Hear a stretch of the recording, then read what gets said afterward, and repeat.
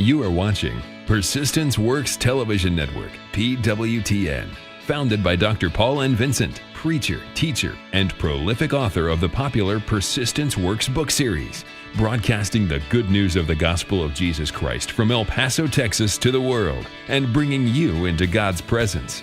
Experience the difference. You'll never be the same. Don't just watch TV, watch Persistence Works Television Network, PWTN. Hello, everybody. Welcome to today's show. This is a blessed day, and I want to welcome you to this special edition of Global Politics Today. I am your host, Bishop Paul Vincent. Hey, this is a program that we have put together to be able to enlighten us as believers and as Christians especially, but generally just anyone, no matter your religion, to be able to be in the know of what's happening in the global affairs politically, and to be able to look at nations and cities and states to get to know what's happening. Sometimes we do get to talk with government officials or even military officers. But today's show is a solo show. I'm going to be talking about Brics. In case you don't know what's Brics, just stay tuned because we have a lot to learn today to know where the world is going and what's about to happen in our world, even as it's happening. So once again, I want to welcome you to this show. This is Global Politics Today. We are focusing on Brics, and it's brought to you by Persistence Works TV Network. We are streaming on 14 different platforms from our TV network, PWTN, Persistence Works TV Network. We are streaming on Roku, on Fire TV, on Apple TV. We are streaming on our two apps, our Android app, our iPhone app. We are also streaming on our website, persistentworks.tv, and we are streaming on all the leading social media platforms, YouTube, Facebook, our two Facebook pages, Twitter, LinkedIn, everything in between. So wherever you're watching us from, I welcome you today, and I want to thank God for your life because I know you're going to be blessed. Help me share this video, especially if you're watching on social media. Help me share it. Copy the link, share in your page, share in groups you belong to, because it's going to be an eye-opener to somebody. And also, if you're watching us on our TV network, just invite somebody to watch. And by the way, this will be available as video on demand after this show. So once again, I'm your host, Bishop Paul Vincent. Now, let's get to the point. So we are talking about Brics today. And for those of you who don't know, who are not maybe aware of what's happening in our world, what is Brics? Brics is the acronym for a couple of nations that came together to form this bloc. It stands for Brazil, Russia, India, China, and South Africa. Originally, South Africa wasn't part of it, but they later brought them in. So they became known as the Brics: Brazil, Russia, India, China, and South Africa. Now, before I really get into talking about the Brics and what they stand for and what they are trying to achieve, we need to take a pull back to have a backdrop of what even led to they wanted to form this bloc of nations, organization, and what they are trying to achieve or accomplish. Now, before this, the preamble to this will be an introduction, so to speak, of what I call the unipolar world order. In case you don't know, and in case you are not aware of what it is, you and I have been living in a unipolar world almost as far as you've been born. I don't know how old you are watching this, but you know, for almost the past half century or more, we've been living in a unipolar world order. Now, what is unipolar? Let me give you a dictionary definition of what it is. In international politics and systems, a unipolar world order is a distribution of power in which, note this, only one state dominates the affairs, the economic, social, cultural, military, and influence over the globe. Let me read that again. It's a distribution of power in which only one state dominates the economic, social, cultural, and military influence over the globe. So what do we mean by the fact that we've been living in a unipolar world order, world system? It means that one world power, so to speak, the USA, or you say the Western world, which includes Britain, France, Germany, and all of those. So we can often use the Western world in a sense, or we can often use the USA.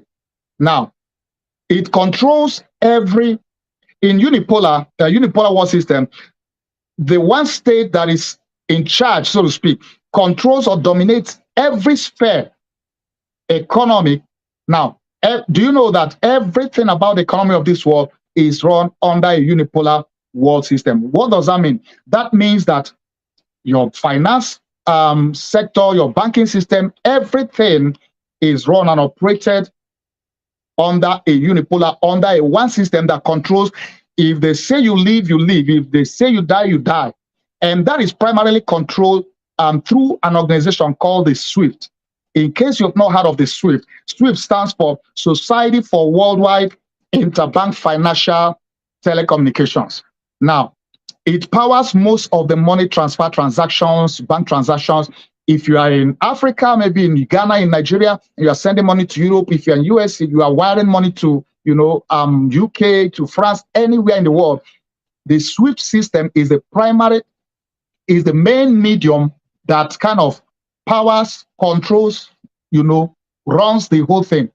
And that means that if you are outside of this system, although if you are outside of the system, like some banks, you may still function, but you are regulated, you are controlled by it. And the other power of this is that the SWIFT system is used to impose economic sanctions on nations. For instance, Iran or Russia, when they don't do the bidding of the unipolar, unipolar world order, the powers that be, when they cross their path, they do what they don't want, they impose sanctions. When they impose economic sanctions, that means they can't transfer money using the bank system because it's controlled by SWIFT and they call the shot. So it's as if you are shut out of the world. Those nations are shut out of the world economic system.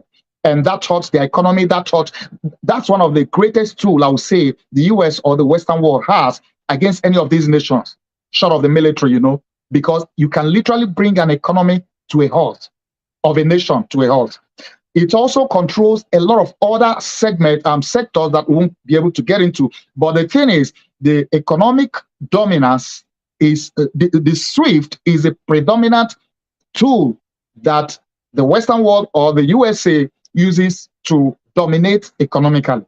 Now, it also mentioned military. Now, you see, the military influence of the US is undisputably the most powerful. The US, let me just give you two quick facts about the US military. The US spends, like in this year, we call it FY, fiscal year. This fiscal year 2023, the budget for the US military is $1.77 trillion with a T. $1.77 trillion. That is a budget for. There are countries that don't have or spend up to that for the whole country, but that is the budget for the US military. The US military has over 750 bases around the world. 750. So undisputably, the US is the dominant military power around the world. I mean, countries like China, Russia are trying to catch up, but they are still far behind. So what does that tell you? The unipolar world order, the US military runs the show, and it's undisputable. I know that there are many other nations that have been trying to, play catch up, but it's going to be a while. Now, not only that, culturally, you see, and the thing is that whatever it is they choose to do or decide to do, the unipolar world system is as if everybody agrees. Look at the media. They control the media. Whatever narrative they want the media, the story you hear to be, that's what, whichever channel you turn to, it's as if they all got the memo. And whatever they want to agree on, whatever they want to say, you can hardly hear a dissecting view because they are all part of or controlled by the same system. Culturally, the same thing. Have you seen the things they are trying to push down? Like, for instance, an African country may say, hey, you know what, we want marriage between a man and a woman. And then you see the powers that be, the Western world, led by the US. And of course, because US in recent years has become more liberal and more have adopted policies that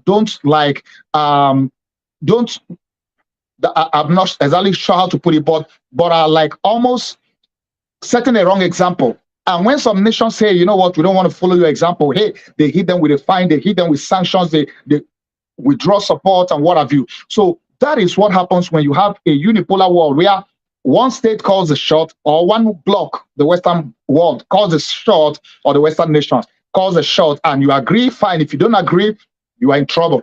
And this has been the case. So from the economic to the social to the cultural to the military influence. They dominate in every area.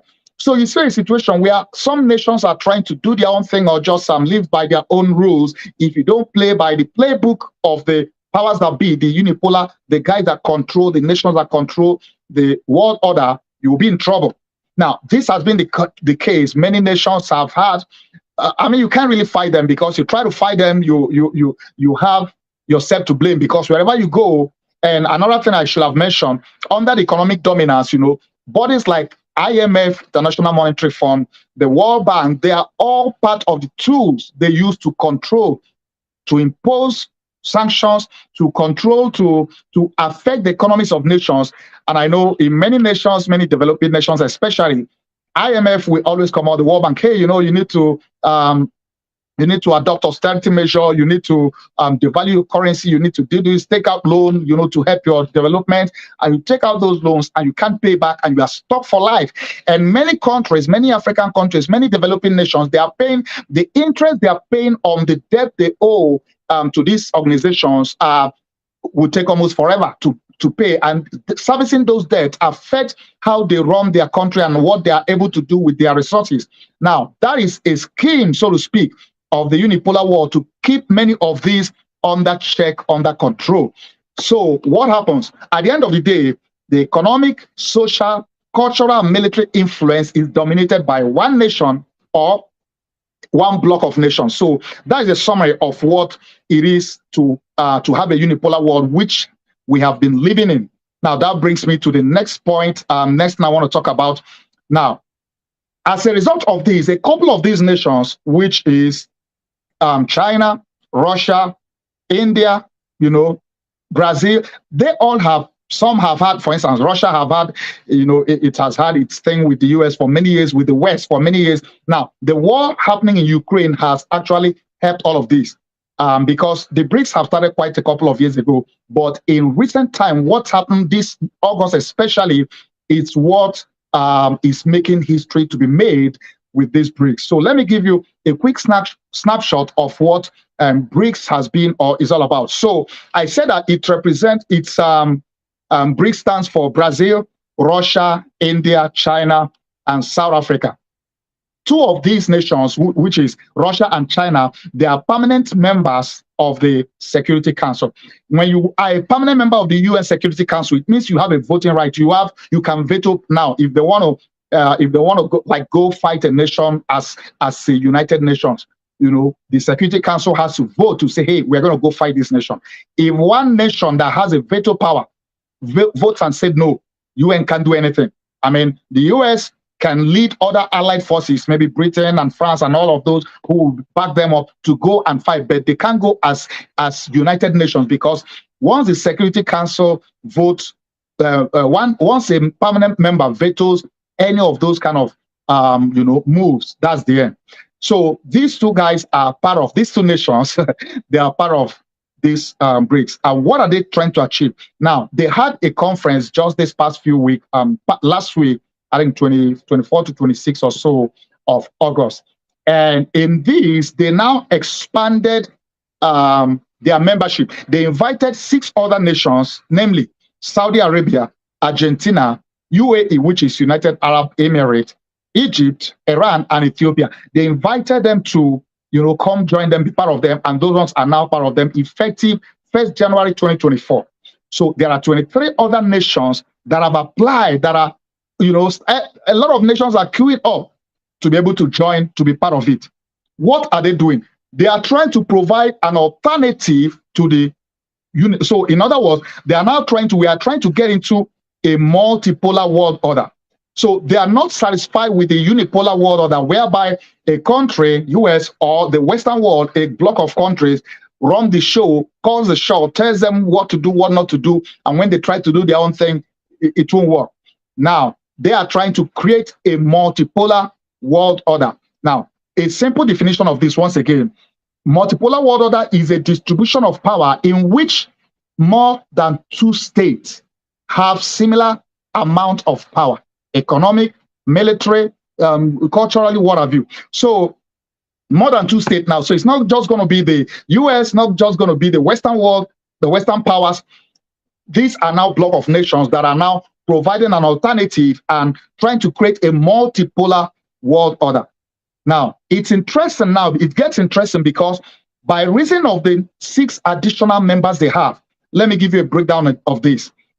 They now have 37% of the global economy. Now, when you add the original, Brazil, Russia, India, China, and South Africa, then you add Saudi Arabia, Argentina, UAE, Egypt, Iran, and Ethiopia. They have a combined 37% of the global economy. Think of that. They also have 46% of the world population. That means almost half of the world population is under their belt.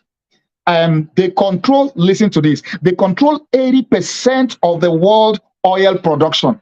That means that when you talk of oil, I mean, they even beat OPEC to it. 80% of the world oil production falls within these nations. And let me give you a quick breakdown. I'm going to play you a video before I continue this discussion. I'm going to play a video that gives more insight and talks about this, in a couple of ways, and then I'll come back to this. But before then, let me give a quick summary of the GDP of these nations, the BRICS members, the old and the new members, their GDP, because that tells you that, I mean, their GDP is 30 times more than US GDP or the West GDP combined. China has a GDP of 19.37 trillion with a T, trillion dollars. India has a GDP of $3.74 trillion. Brazil has a GDP of $2.08 trillion. Russia has a GDP of $2.06 trillion with a T, mind you. South Africa has a GDP of 339 billion with a B dollars. Mind you, these are all in US dollars.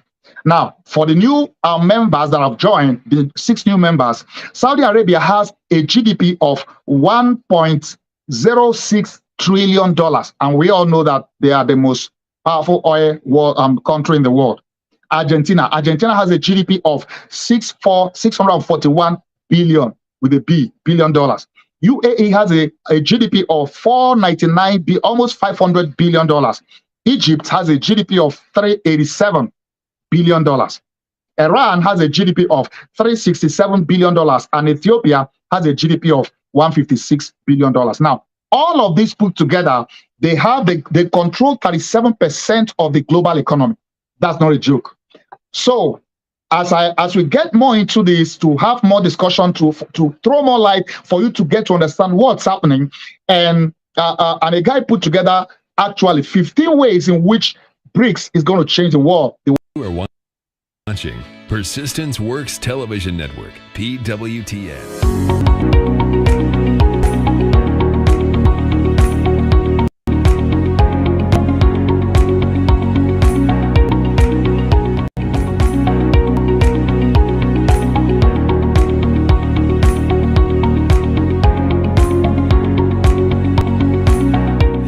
Brics group has no headquarters, no rule book, no procedures, no membership application process, but it's already changing the world. I've been talking to financial experts about the group, whose biggest members are India and China. Here are 15 things you need to know.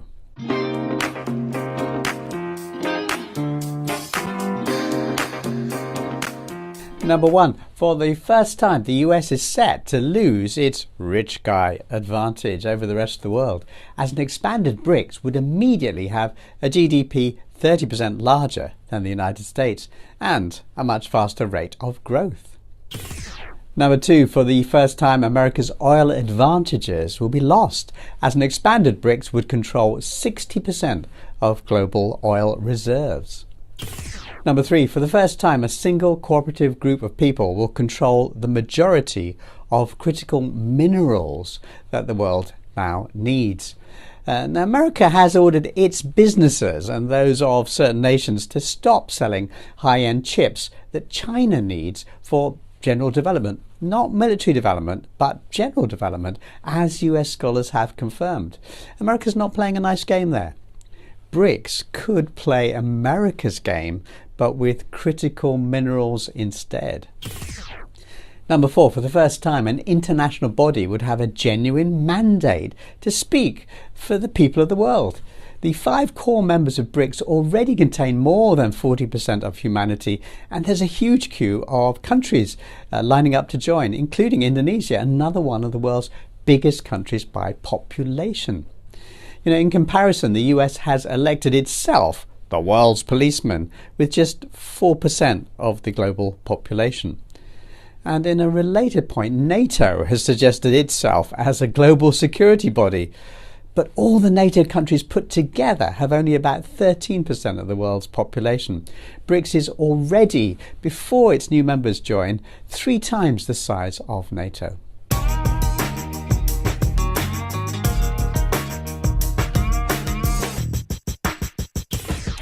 Number 5, for the first time, the people of the world have a chance to fix a massive problem.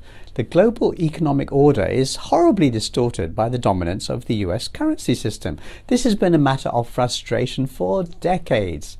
It was revealed this morning that 15 countries have applied to join the China-led New Development Bank, which is fighting for a fairer financial system for all of us. Number 6, for the first time, a non-Western grouping dominated by Asia has prospective applicants who are rich, such as Saudi Arabia, United Arab Emirates, and sizable in population and economic terms, such as Indonesia, Nigeria, Mexico. This makes the Brics big enough to make a difference in global policies and in influence and in UN voting. Number 7, for the first time there's a chance to replace US groups which present themselves as international organisations, such as the World Bank and the IMF. You can replace them with actual international organisations, ones which genuinely serve the people of the world. The US and the UK recently blocked an international proposal to reform the global financial system, insisting that US-run bodies, the World Bank and the IMF, retain their power.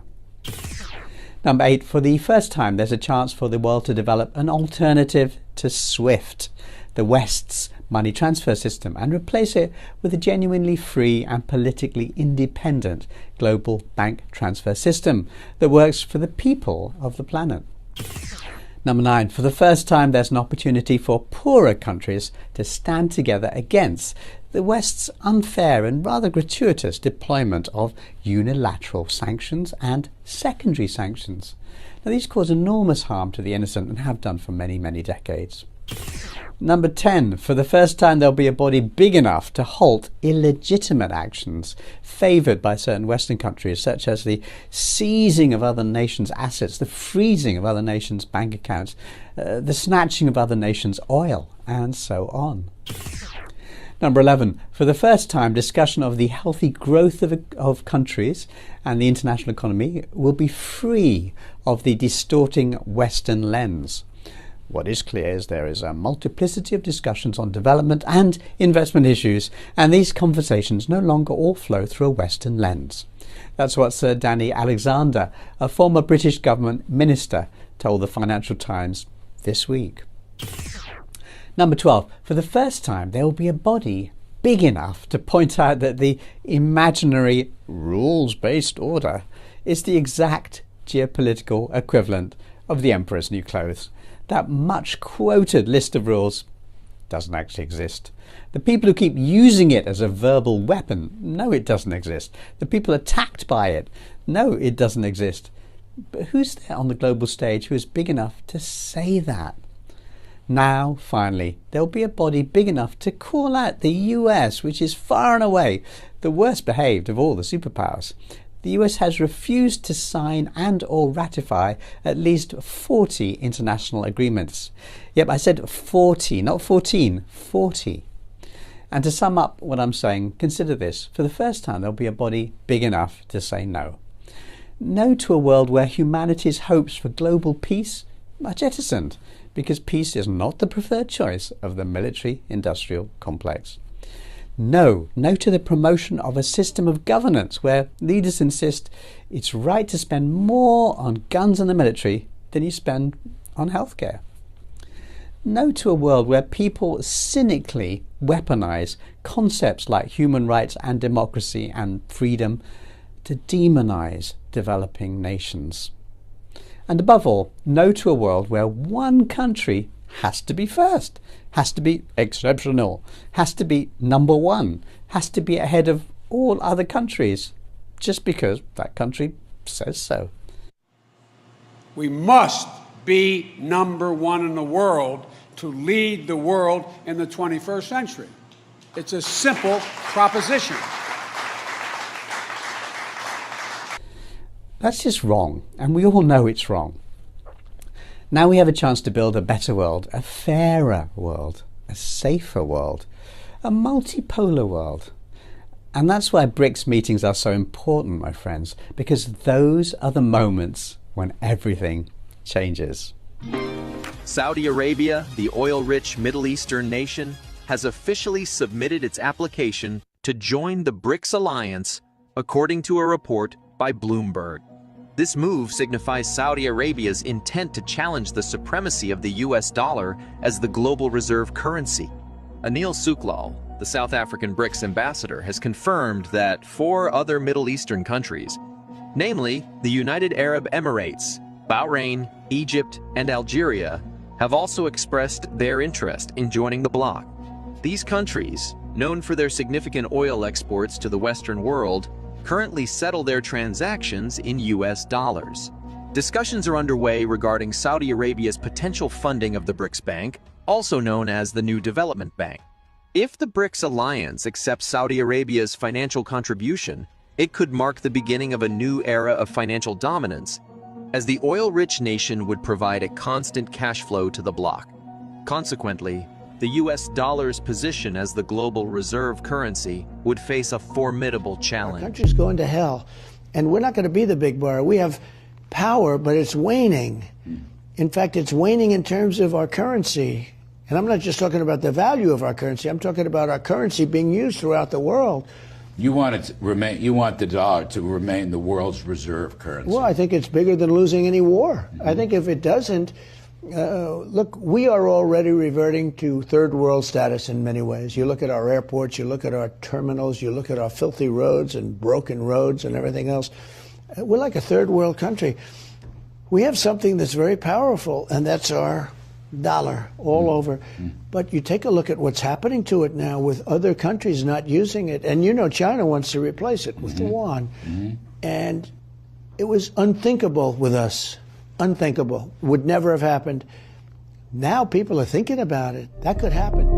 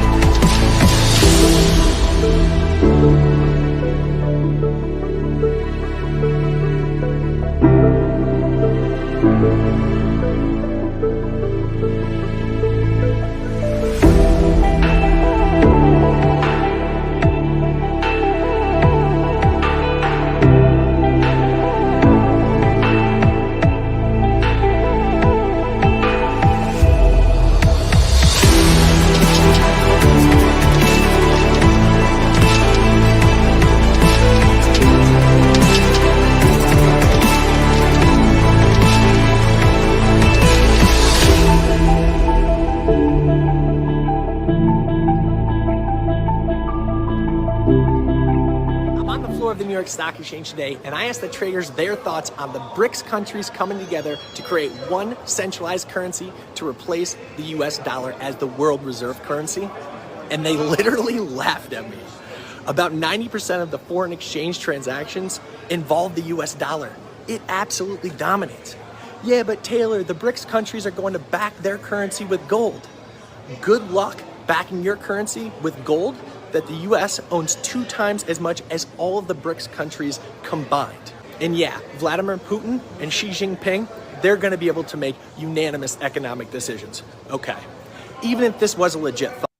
All right, welcome back. Well, you're watching Global Politics today, Global Politics, and today we are focusing on the BRICS. Now, this is a show, a TV program that we bring to you on Persistent Works TV network, where we look at different nations of the world and we look at different cities of states, focusing on one nation or one state at a time to know what's going on in those nations and their policies and how that impacts our world or even its role even in end times. Now, today we are dealing with the BRICS, and if you watch that video, those video clips, you will agree with me. There are different dimensions to this whole thing. Now, while I'm not really kind of like agreeing with everything that the guy that listed 15 ways it will change the world. Now, we don't even know how this will turn out, if it will be a success to exactly do what they plan to do, or if it would be just one of those ambitious goals and dreams that strange bedmates will never even be able to get together. Only God knows all those details, but there are things I want to bring to your attention. I want to address as a result of this video, and as we continue this discussion. Number one is the dollarization of the economy, world economy. US doesn't joke with the fact that the world trades in US dollars. And you can hear President Trump right there in that interview pointing it out. You can also hear Joe Biden talking about the fact that US has to be number one. I mean, America doesn't joke with, doesn't apologize for that. And I'm not here to say that's right or wrong. Being an American myself and the US military, and I thank God for the US military, for the US as a nation. I thank God for all that God has used them to accomplish over the years. Of course, there are many things that they have done as a nation that has not been exactly good or perfect. But you see, there are many areas in which US have helped to really stabilize and make the world to be a more peaceful place. And you may disagree with that. And there are many areas, of course, where we know that they've also caused more trouble. And there's always two sides of the coin. So, but that's not the purpose of this. I'm not here to defend us or the US also. But the truth is that they have been the unipolar world and have controlled the unipolar world order that we have all been and lived in over the years. But the reality is that countries like China, Russia, especially, and then maybe Saudi Arabia, Iran, they are not happy with that status, and they are not happy with the fact that dollar has so much power that they have to pay for the oil they sell or they buy or anything they buy in dollars. Do you know that many of the wars that have been fought, of course, there may be the aspect of terrorism and all of that, but at the back, at the base, at the root of most wars have been the fact that oil and dollar have been at play. The heart of some of the wars, Iraq war, even Libya war, because these are wars or nations that, but left for themselves, they were planning to have an alternative to the dollar in selling their oil. Iraq and Libya especially. And now US doesn't joke with that. So when you try to replace the dollar and that plan goes far, it seems as if the US has a way of wanting to stop it by all means. But we will live to see how this plays out. We don't know how this all will play out. But the fact that the BRICS now control 37% of the global economy, they control 80%. I read 80%, even though the guy on the video says 60%, whatever it is, between 60 and 80% of the world oil production.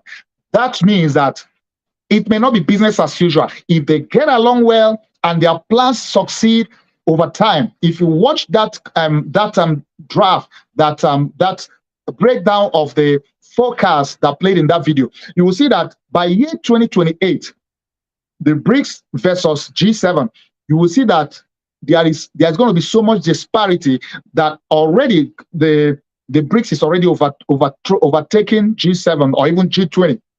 But by 2028, there's going to be a clear dichotomy. It's going to be so clear. The margin is going to be so wide because they have the population, they have the oil economy. I mean, talking of BRICS, they have the population, they have the oil economy. And mind you that, and they have the population, they have the global economy. I mean, 37%. Mind you that there are other nations that have queued up, that have put in application. 22 or 23 nations already are on standby. So by early next year, maybe many of them may be accepted, and that will mean that they may be the biggest bloc among other, world bodies that have different interests. So the issue of the dollar is a key reason, I believe, why they are trying to come together. And we know China has had, this is another takeaway from this whole thing. BRICS might have a lot of nations involved, but looking at it objectively, it also seems as if it's China's game plan for world dominance and to overtake the US. China, of course, Russia. Now, we'll get to Russia later. China is not happy with the fact that US is the world power, controls the world economy in a lot of sense. The dollar, everything is in dollar. They have worked tirelessly for years to overtake that, to change that. So BRICS may now be the platform on which they are able to do that. Because if that succeeds, that means that the world is not going to be trading in US dollars as much as it is now. It's not going to be the global reserve currency. I mean, you can see the concern that world leaders, President Trump and President Biden, you can see the two key propositions or points and concern they raise. That is a typical America. America wants to remain number one. America wants the dollar to remain number one. And the global, the heart of the world economy. And you see the guy also in that video that was that the guys in Wall Street are literally laughing and like, hey, you know what? They can keep dreaming. So it's true that some of these guys don't think it's something that will happen today, but maybe the groundwork is already being laid for dollar to be dethroned. So I wouldn't think they should really dismiss this with a wave of hand, because guess what? Nothing lasts forever. Once upon a time, the Roman Empire ruled and controlled the world and dominated the world for many years. But guess what? Not only if you read the Bible, if you read history, there have been kingdoms that have come and gone, and there have been rise and fall of empires, of kingdoms, and what have you. So nothing is impossible in this life, So I would think that the US should get its act together, and that starts from having the right leadership. When you have the wrong leadership, a lot of these things, in fact, it can get even worse. The days of US glory and US power and dominance may be over. The days of the Western powers and their dominance and their control of the third world may be over. BRICS seem to be providing an alternative for that to happen. So China's desire for world dominance and to be able to overtake the US seem to have found an expression through the BRICS. We will live to see, to know if this will work out as planned, but we never know. Now, the other aspect about this is the Ukraine war and Russia. Now, if you follow global politics, world politics, you will know that this thing has been in the making for a long time, because through NATO is not Atlantic Treaty Organization. This was the body that, after the Second World War, that US and the Western world put together that say, hey, you know what, we'll kind of be like a police to checkmate any dictator or any nation that wants to, be a pain in the neck in our world. And US, I would say, is NATO. US funds it militarily, financially, and all that. Most of the European nations that are part of NATO, they don't really do much, which was why when President Trump was in office, he pushed them, he pressured them to step up to do more, contribute more resources, more, military-wise. Because most of the European nations don't pay attention to their military, they don't pay attention to all of that. So US, I would say, has been the backbone of NATO. So when Russia under Putin sees NATO encroaching near its territory, now it's not comfortable. Russia is not comfortable having NATO, which by extension US, to be at its backyard. And I think where they miss it over the years in the foreign policy of the US and NATO and most of Europe, they will have really had a situation where they are able to look at, pay attention to Russia's concern, but they didn't. And in trying to have a NATO base, which is by extension a US military base in Poland, in Ukraine, I mean, it's like they are coming closer home. They are getting to their backyard. And Russia don't trust these guys. Russia feels like it's been threatened, and it's war with Ukraine. It's all about control and dominance, because they feel if NATO comes, or NATO or US comes under its nose, its own survival is at risk. Now, all of this led to the war in Ukraine. While there are other political issues involved on that throne, but this is the heart of it. Russia doesn't want NATO, US in its backyard, and US and Russia wants to be in his backyard, so as to checkmate them more. And so if anything happens, they are able to take them out. This has been the bone of contention. While Ukraine is the scapegoat, so to speak, but at the end of the day, you see that there is something bigger playing out here. It's all about control. It's all about dominance, which goes back to the unipolar world order, whereby the Western world, led by the US, wants to have and remain in control of everything, every area, that every nation, you either agree with them or you are taken out. Now, Russia now sees Brics as an opportunity. So not only China has its own agenda, Russia also now sees Brics as an alternative, a bloc that he can use to checkmate the West. In other words, mind you, remember that Russia has also been sanctioned. Of course, Iran has been sanctioned. Other countries in the past has been sanctioned when you don't do the bidding of the unipolar world order, US, the Western powers. At the end of the day, Russia now sees the bloc, these Brics as an alternative, as a way by which they can actually fight back, so to speak. So that even if you sanction me, hey, you know what? I don't really care. Because now the new development bank they are setting up, if all things goes well, they won't really need the SWIFT anymore. They won't really need the Western banking system, because they will be able to do you can sanction them all they want. That doesn't affect them, because they are going to trade in their own currencies. They don't need the dollar no more. They are going to be able to use their own bank, new development bank, and their own system, an alternative to the SWIFT, to do whatever transactions and money transfers that your sanction won't have any effect on them. So in other words, the powers of the Western world or the US is going to be weakened to fight against the rogue nations, if I use the word rogue nation in quotes. And you see that the war has extended beyond Ukraine, Russia, because the whole of Europe is affected. You know that as the war started, they sanctioned Russia. And in sanctioning Russia, Russia fought back. Russia supplies Europe with over 40% of its energy.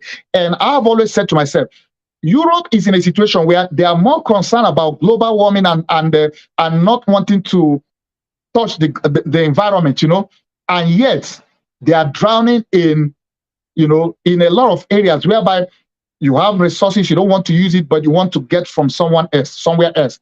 Russia has been a major supplier of energy to Europe for years now. So this war have exposed Europe and their vulnerability, because Russia literally cut energy supply to them. In fact, some nations, a nation like Belgium, for instance, they literally, their parliament also, they kind of like pass a resolution that, hey, you know what? Because they were trying to sanction Russia. And one of them, I remember, said, we can't punish ourselves in the name of punishing somebody, because if you sanction him, Russia, at the end of the day, we will feel the burn the more, because much of their energy comes from there. And if Russia hits back, they are going to be in trouble. And already many of them are in trouble already. You can see energy costs and oil have skyrocketed across Russia. I know it's a global, everywhere around the world, energy price and gas price is up, but it's worse in Europe, because Russia have cut their supply of gas. In some cases have stopped. some cases have cut the supply of energy, of oil to many of those.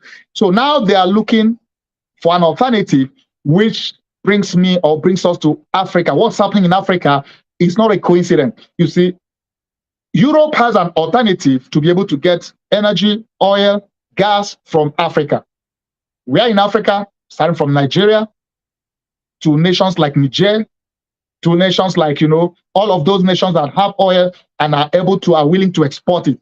And that is where the politics shifts to Africa. By the way, as I speak today, a military coup took place in Gabon, another former French colony. So when you see this happening, so at the end of the day, Africa as a whole, especially Francophone Africa, somebody once asked me, what's Francophone? Francophone are those African nations that were colonized by France, Many of them have been, I did in our last global politics, we focused on Niger. And by extension, we did a video actually, and did have a discussion about how France have continued to colonize. There is this part on continuation of colonization of these former African colonies. So many of these guys, they have resources, yet they are in poverty and they are not enjoying their resources, and France is milking them. They even use the France's own currency. And France takes out $500 billion every year out of Africa. That's not right. That's injustice. That's wrong. So most of them have started waking up and are taking their own destinies, their own country back. Guinea, Mali, Burkina Faso, Niger, of course, now Gabon. And I don't think that's the end. Many of them are going to go the same way, because when the military sees that there is so much, it's like you are just puppet to the French government, and they are making the people. And even if you are a slave, someday you have to. I remember one of my books is titled "It's Time to Rebel." Although I talked about the spiritual aspect of where the devil keeps people in slavery and you are in captivity, he's doing whatever he wants with you. A time comes when you rebel against the enemy's oppression, slavery, and come to the point where you are able to accept God's grace, God's gift of salvation, of redemption, and freedom to free yourself and to get off the slavery of the enemy. If you don't rebel, guess what? You could remain in slavery forever, all your life. So when you push people to the wall, they have to fight back. For instance, in Gabon, Gabon, where the coup just happened, the president has been in office since 2009 after his father died. His father was in office for 47 or 42 years. So that family has been in office for a combined 58 years of their 60 or 60-something years of independence. Why wouldn't somebody overthrow them? I mean, that's not democracy. People can that's democracy. And a country like Nigeria have no moral right. Nigeria's president, Bola Ahmed Tinubu, and also ECOWAS, who also has ECOWAS, has no moral right to challenge those who overthrow government in their country, because he came in an illegal way. He stole the mandate. The mandate of the people is not Bola Ahmed Tinubu. He stole the mandate.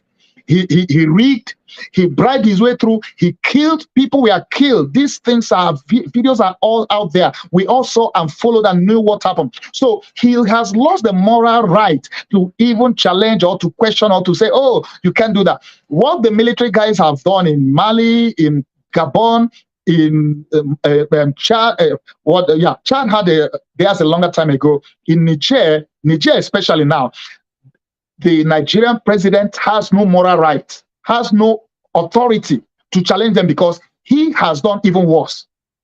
They didn't kill people, they just took over power. But Bola Ahmed Tinubu, his boys, he killed, he instructed people to snatch the balls, run away with it, kill if possible, for him to be president. With all the manipulations that happen, we are hoping that the Presidential Election Tribunal will do justice. But if that doesn't happen, listen, if the military boys decide to say, hey, you know what, we are taking over because this is not right, how will you blame them? Because that was exactly what happened in Gabon. The military boys have watched how the election was rigged and everything, stolen, and he was declared winner I think maybe they changed the constitution also for him to run as a for a third term, and their tenure lasts either 5 or 7 years.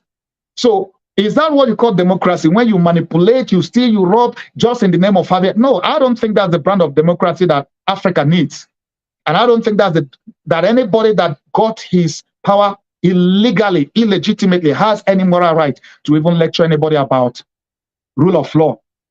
So as we begin to round up, I just want to say that all of this playing out with Brics, we have no way of knowing how it will end. But we just, you can look at antecedent things that has happened in history, and you can make conclusions, you can make assumptions, but only God knows the future and what's going to happen. But you see, in all of this, the bigger picture is this: the coming of Christ is at hand. And while we draw closer, Jesus already has given us a snapshot of what's going to happen. He says, nation will arise against nation. There will be wars and rumors of war. We can't pray these things away. There will be earthquake. All of these things, as they happen, even if we pray for world peace and pray to the kingdom come, the words of Jesus must come to pass. We can't pray it away. That is why we pray and hope for world peace, we can expect that war and rumors of war will keep happening as the coming of Christ draws closer. Nations will rise against nation. These are part of what the Bible says will happen. We can't wish it away. We can't pray it away. So all of this, why Brics try to provide an alternative to the unipolar world order. Now, in this multipolar world, we don't know how this will work out. China, Russia, India, are they going to be good bedmates, strange bedmates? Are they going to be able to put aside their differences for a long time? And Iran and Saudi, some of these people have differences already, but by themselves. Saudi and Iran don't see eye to eye. India and China also often have their issues, and other nations that will be joining eventually. So you will see that these may be strange bedmates, but they may put aside their differences to be able to work together to provide an alternative. And you see, the coups in Africa is primarily because they are now seeing an alternative. So most of them are seeing Russia as a new partner, an alternative to the French colonial masters who have exploited them for years. And the fact that Russia is in war with Europe, and the fact that Russia sees Europe as trying to use Africa as an alternative to getting energy where they fail to get from him, Russia's mission is now to go, make sure that African government, the new ones especially, kick out France and kick out most of the Western powers. It's already happening. They've kicked France out in Mali, in Burkina Faso, and Niger now.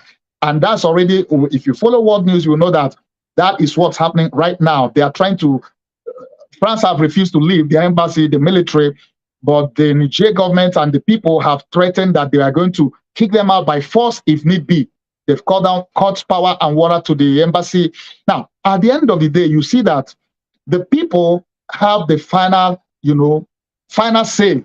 You can't, as a world power, as a colonial master and whatever, you can't come and impose yourself, impose your authority and insist that this was going to happen. No. They are a sovereign nation. What's best for them should be determined by them. You can come as a partner, not as is a colonial master. That was in the past. So now Russia is providing serious backup, economic and military. If you don't know, there was a recent Russia-Africa summit that happened recently.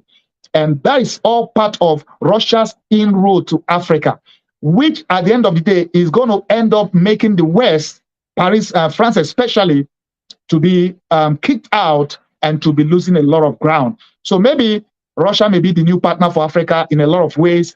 And there are maybe many of these countries, we may be seeing more coups whereby they're going to say to the West, we don't need you anymore. Oh, welcome Russia. Now, how all this plays out, we don't know. But we are hoping for the best. So I just wanted to share some of this to let you know, for those of you who maybe you've been hearing about Brics, you don't know what it is or how it plays out in world economy, in world politics, and also how it's even intertwined with end times. And as we await the coming of Christ. But I believe we as Christians, believers, even as ministers, we should be in the know. We shouldn't bury our head under the sound like the ostrich and pretend that all is well. Oh, I don't really care what happens. No, we need to care. We need to know. We need to be aware of what's happening in our world. That's why I bring this global politics edition to our TV network. So I'm hoping that you have had some insights, and there are discussions. There is always different views, opinions. You are also right to hold whatever opinion. You may disagree with some of the analysis I've given or some of the videos you've watched, but whatever it is, hey, it's a free world. You are free to hold your opinion, but in any case, let's see how it goes, and we pray for the best and for the peace of the world. And I believe that God has the final say in all that happens in the world affairs. God has the final say. God is going to come. His end time plan for humanity, for mankind, is at play, and is going to play out no matter what. Even these nations and world leaders, many times they will actually be acting out the script that God himself has put in place, even without them knowing it. So we should rest and trust in the fact that God our Father, he has the final say. He knows what we can't give him a breaking news. Everything that is happening, God is aware. It's not a surprise to him. But I believe personally that all things is still going to play into the overall scheme of God and his end time plan for us, for humanity, and for us as believers. So this all means that we should get closer to God, stay more connected with our God, be prepared, because all these are pointing to one fact or point, that the coming of Christ is getting closer. We don't know when and how, and we don't know how close it is, but the world affairs tells us that he's almost at the door. That means we should be ready and we should be prayerful, because Jesus is coming soon someday. Well, I hope you've been enlightened, blessed, and inspired by today's edition on the Brics. So join me next week in another edition as I talk about or bring to you another interesting nation that we'll be talking about in global politics today. Focus on whatever we'll be focusing on next week. So find out. So, well, thank you so much for your time. Please do share this video. Let it be a blessing to somebody. Let it open the eye of someone else. And I will hope to see you again next week. Remember, we do have our online Persistent Works online prayer that comes every day, daily, Monday to Friday. So do join me Monday to Friday. And also, if you have not followed my book series, I do have Persistent Works book series that comes every Tuesday. I talk about my books. So don't miss out on that too. If you miss out on any of those, you can always watch on video on demand session of our website, of our app, and on Roku, Fire TV, Apple TV, or you can just scroll down my social media page and you can find and watch them. Now, on every Thursday, I do have guests that I invite to talk about their work with God and their experience, their success, and how we can glean from their experience. So don't miss every Thursday. Interesting guests I do have. They will be a blessing to you. Well, let me invite you to download our app. If you have not downloaded our Persistent Works app, you are missing out a lot. Please download our app. My goal is to have 100,000 downloads. We have over 12,000 so far. We still have a long way to go, but before the end of this year, I'm trusting God will get there. So help us get there. Now, if you have Roku, download or add us as your favorite channel so that when you're on the TV, you can. We hope you've been blessed by today's TV broadcast. Join us again for our next TV broadcast. If you have a testimony of how you've been blessed, please let us know. Send us an email at persistenceworkstv@yahoo.com. Please support our TV network with your donation to help us reach the nations with the gospel. You can give through PayPal, Zelle, Cash App, or online at www.persistenceworks.tv. You can make your checks payable to Vincent Paul Ministries International at 11829 Glen Evans Lane, El Paso, Texas 79936, USA. Attention, pastors and bishops. If you want to air your church or ministry program on Persistence Works TV network, or you want to promote your product or services, contact us today. Send us an email at persistenceworkstv@yahoo.com. Download our Persistence Works TV network app in the App Store or Google Play Store. Also, add us and watch us on Roku, Fire TV, and Apple TV. Read our Persistence Works magazine and enjoy great content. Simply visit the settings page of our Persistence Works TV network app, click on the button to read the electronic edition of the magazine. To order the print, ebook, or audiobook editions of our Persistence Works book series, visit the settings page of our Persistence Works TV network app. Follow Bishop Colonel Paul Vincent across his social media platforms: Facebook, X, TikTok, Instagram, LinkedIn, YouTube, and Truth Social. For more information about PWTN, visit www.persistenceworks.tv.